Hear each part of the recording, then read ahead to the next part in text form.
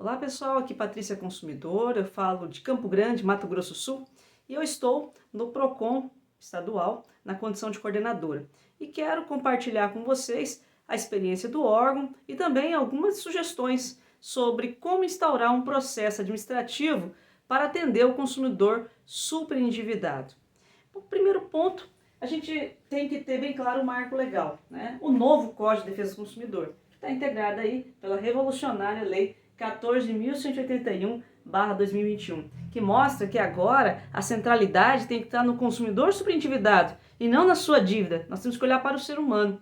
Então, nós temos também a Lei 3.848 de 2010, ou seja, desde 2010 nós já temos aí no estado de Mato Grosso do Sul uma lei que trata do superendividamento, que prevê a tutela administrativa para esse consumidor, e a resolução SEDAST, que é a secretaria a qual o Procon Mato Grosso do Sul está vinculado, a resolução 272/2021, que prevê também detalhes sobre como deve funcionar esse processo administrativo.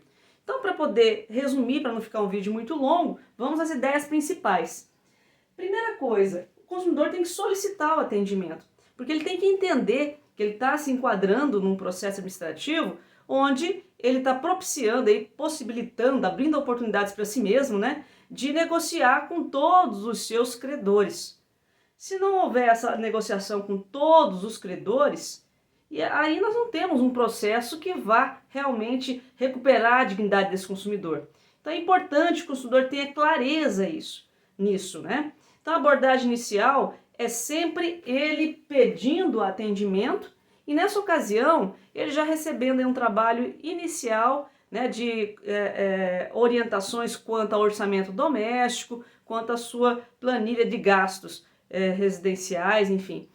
É lógico que não são todas as dívidas que podem integrar o processo, né? Mas como a ideia aqui é falar de procedimento, eu não estarei detalhando, vou deixar para outro vídeo falar sobre o mérito, tá?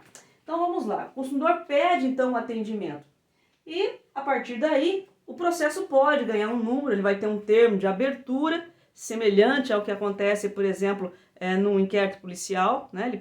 Ele vai ter lá, o inquérito policial tem uma portaria, aqui tem um termo de abertura que vai iniciar então o processo. Outro ponto importante na sequência seria o questionário. No questionário, e a gente tem já um padrão pré-estabelecido que estimula as respostas, né? Nós temos as perguntas da condição de vida dessa família, porque não é um consumidor isolado, é uma situação familiar. Muitas vezes idosos que mantêm a família, e esse questionário ele é recheado de minúcias, de perguntas sobre dívidas, sobre o valor que se paga da conta de água, de energia, os financiamentos. Nesse momento, o atendente do núcleo de atendimento, ele identifica que a grande maioria dos consumidores superendividados não sabem para quem deve. Se perderam já nessa informação.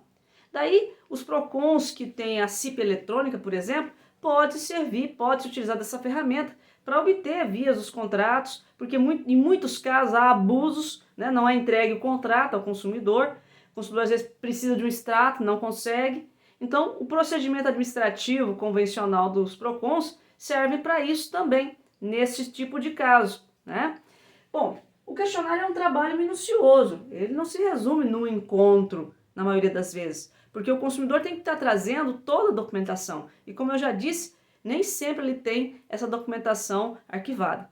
Em outros casos é preciso chamar até também os familiares, no caso de um idoso, porque em muitas situações outras pessoas, né, fazem empréstimo em nome do idoso, porque ele forneceu as senhas, então essa situação de hipervulnerabilidade.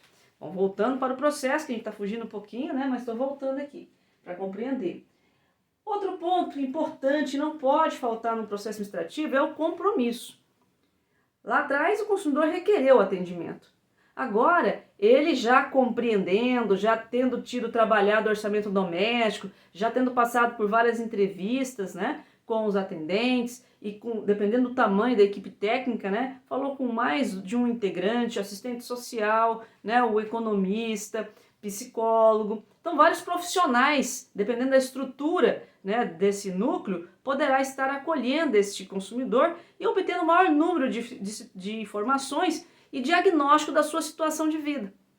Então, superada a fase do questionário e o consumidor se comprometendo, tendo clara noção do processo e as etapas, né, que virão em cada situação para que ele negocie e pague, né, também essa negociação, nós passamos aí para a fase do relatório dos fatos. Que até então a gente tem um monte de documentos, perguntas, né? Agora sairá dessas informações um extrato, que é o relatório, relatando toda a situação de vida desse consumidor. Mesmo aquelas dívidas que não poderão integrar o processo de renegociação, devem estar ali relacionadas para que se enxergue a situação dessa pessoa.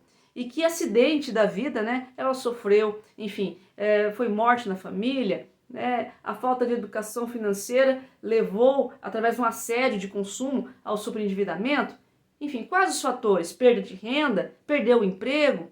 Bom, feito esse relatório dos fatos, aí sim a gente passa para o plano de pagamento. Perceba que é preciso identificar a situação desse consumidor para compreender, né, qual é a condição de pagamento, o que ele vai poder reservar para pagamento sem prejudicar o seu mínimo existencial. E finalmente aí temos a audiência, onde os fornecedores são chamados para vislumbrar, né, para poder fazer, concretizar a negociação pleiteada. E aí, finalmente, a avaliação, onde o consumidor vai avaliar todo o serviço prestado, né, percebendo toda a condição desse processo administrativo. Bom, por hoje vamos parar por aqui, já estamos aí a quase 7 minutos, e é o suficiente, a gente vai continuar falando mais nos outros vídeos.